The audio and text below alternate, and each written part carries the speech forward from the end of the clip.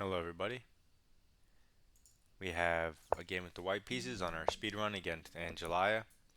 We don't get a Rui Lopez as he plays e6, and so we go into a French, probably, if he plays d5.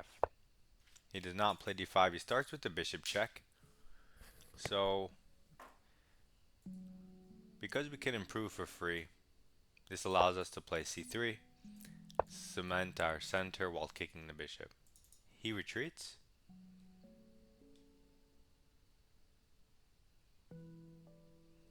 and we can develop a piece. He brought this bishop out very early, which undefends the g-pawn. So, weirdly enough, queen g4 hits the pawn. It's a bit inconvenient to try to defend. If he goes queen f6 and e5, hitting the queen, he could try to go for a queen trade. So let's just develop the knight. He develops the knight. This attacks our pawn.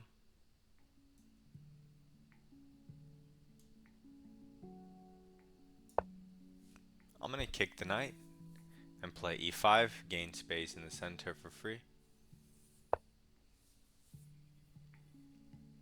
He goes to a weird square, g4, where we can easily kick him with another pawn and force him to a very bad square.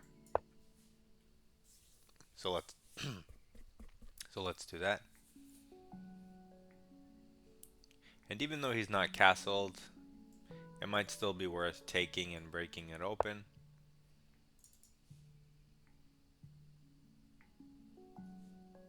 I think we will. Let's ruin his pawn structure. It would be a lot better if he was castled. It would be much stronger for us. But even here, it still creates lots of weaknesses. And this h6 pawn and square is a little tender. And I don't really see how he defends it. So if something as simple as one of these moves attacking the pawn, let's go queen d2 and just attack the pawn with this developing move.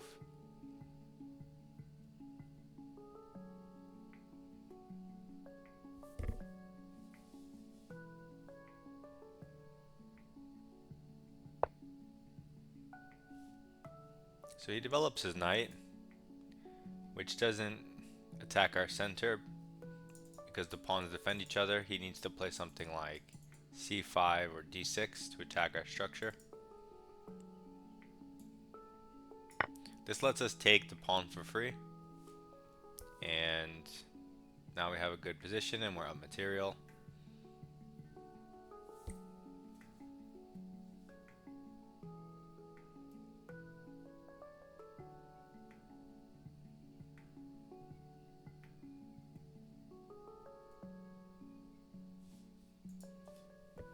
And let's see what black does. I mean, of course he has to castle queenside, so he should try to get that done quickly. It just takes so many moves. So he makes one of the moves. I don't want to en passant. I'd rather leave the structure as is. And we can continue developing. We can kick his pieces around. Here, here, here, here.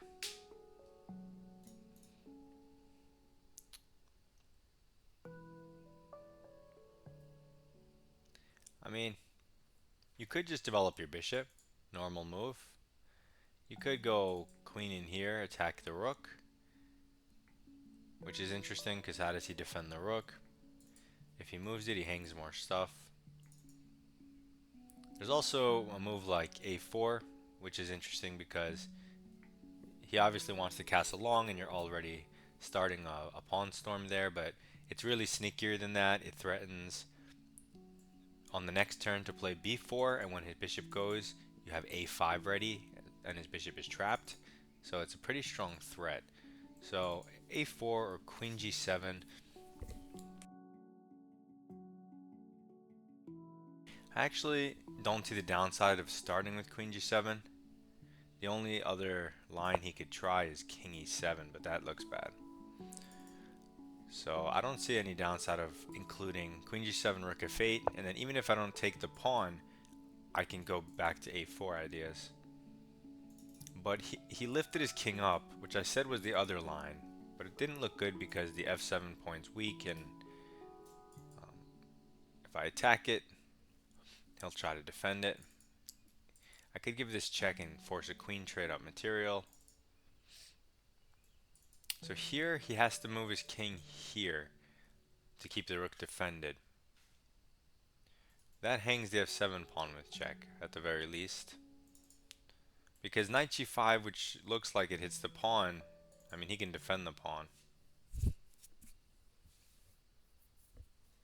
But if he goes back with his king, he hangs the rook.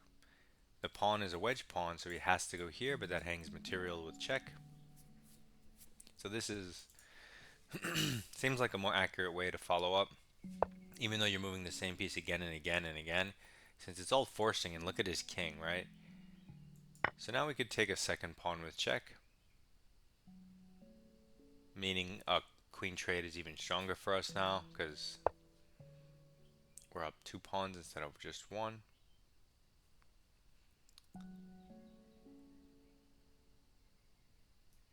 We could go for it. We could also retreat since he's all bound up. But let's stick with simplicity. We'll just take the queen. We're up 2 pawns and we'll just win that way. Now he doesn't have to castle one way or another. He can keep his king centralized. But we're going to go back to that idea we had before of a4. Gaining space but secretly threatening b4. So he has to react. But maybe he doesn't see it. And it looks like he doesn't see it as he just develops the rook.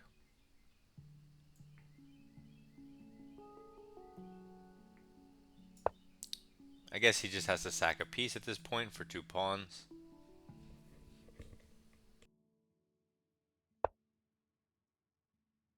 But he doesn't do it and we trap the bishop. And now when we kick the knight, it only has backwards moves to go to. It's very bad and ugly. So he sacks a piece this way, but now we get 2 pieces because his bishop's still trapped. So this was the absolute worst way to sack the piece because you lose 2 pieces. He plays b6 hitting our rook, and we can just do whatever we want. We'll go here because of it's like we're ready to double anywhere we want at any time.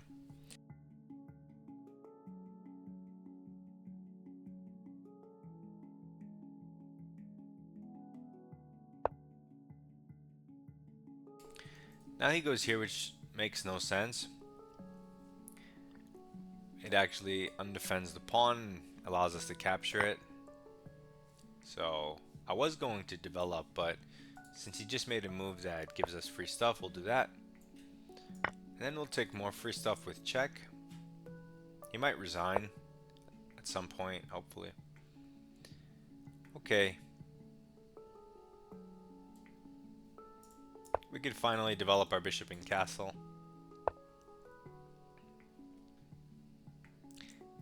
We take his only pawn on the queen side. He recaptures with the rook. We castle and we're fully protected. Our position is fully solid. We're up 8 points of material and the game is over.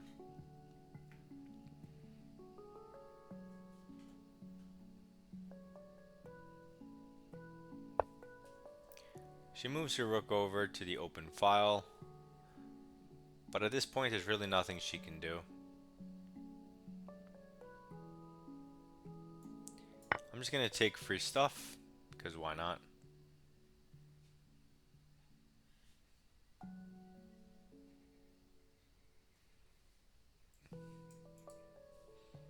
I'm expecting something like this, a rook inside. But no, we get a king move, which hangs the bishop immediately. Clearly worse. And his king can't approach the bishop, so that was just a very odd move. He moves the rook closer to the king for some defensive purposes, I guess. For no specific reason, I'm just going to move my knight closer. It doesn't create any immediate threat other than checkmate in one. But even if it didn't, I would still just move my knight closer to get another piece in the game, in the attack. And she walks into mate in one. I'll just take a quick look. 94 accuracy. Let's just go to the next game, as this was pretty quick and easy. And it wasn't a particular opening. So now we have the black pieces against Pee-wee, 56, rated 800. Let's see if we can get a Peerts. We do not get a Peerts. We get D4 on the board. You have to have some type of response to it, so find what opening you like. So I throw D5 out there, controlling the center, and now he puts the knight in front of the C-pawn, indicating a Jobava London. Let's stop his E4 pawn advance by developing our knight towards the center. When you've seen me play the Jobava London, when my opponent didn't stop me from putting 2 pawns, I always did it. So I'm stopping him. So now he plays the other knight out, which is just a standard developing move.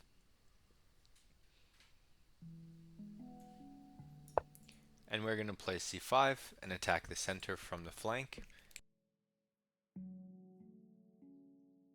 knowing full well he can't play C3 and defend with a pawn. He moves his queen up, which maybe he's looking for a check.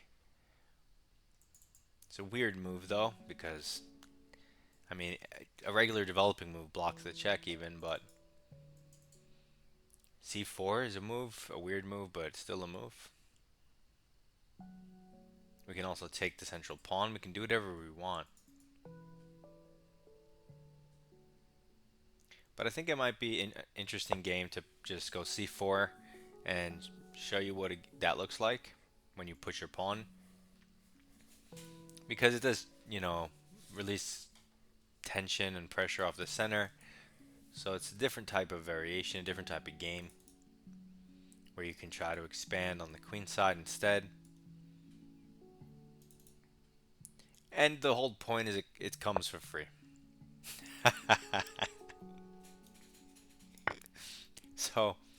So it's the best move in the game because it leads to him hanging his queen. You see? Engine might not like it, but psychologically it just won the game.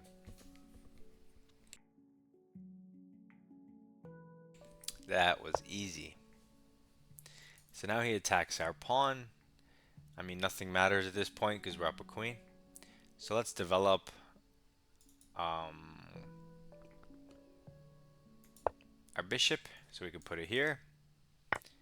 He takes a pawn. Let's put our bishop here and threaten the hanging knight and ignore his pawn. We're ignoring this pawn. We're ignoring what he's doing.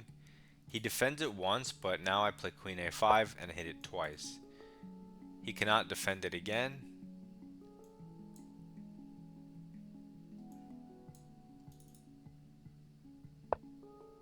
So he hits the bishop, but we take the piece. If he trades, that will be good for us, because we'll get our queen in with check, and then we'll take on c2 because of the bishop. So he takes, so it's very bad for him.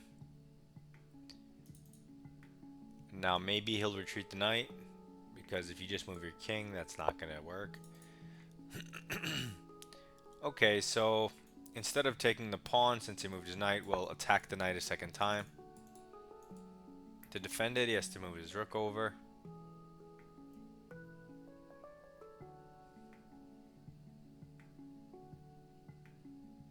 At which point we'll just take this pawn and threaten mate in one.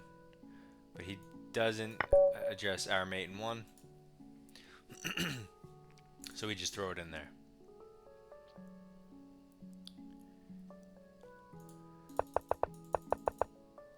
So here, generally it's not advised to release tension in the center like this, because it usually gives your opponent an easier time when I don't have to deal with the pressure. Um, but I did it just to show you guys what happens. It also hit the queen, so I knew it wouldn't be terrible. So we have 95%. Just to show you, absolute best move is to take. And then there's three normal moves. E6, knight c6, and c4. Three normal moves, but the best move is to take. He doesn't want to take with the queen because of knight development.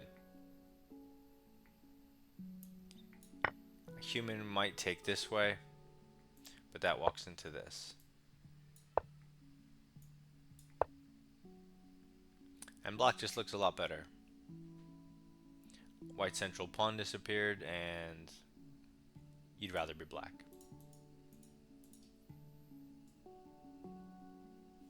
Now the game could have went c4, c4, yeah, c4. Let's say he goes to a normal square like back home, and we do a normal development. He does a normal development. I don't know, just go here. Let's just make believe we couldn't take the knight, and he develops.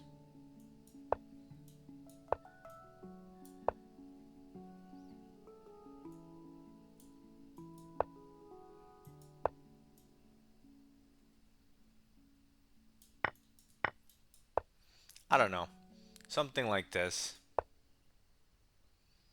where the center's kind of even, and then you try to get some pawns on the queen side, gaining space.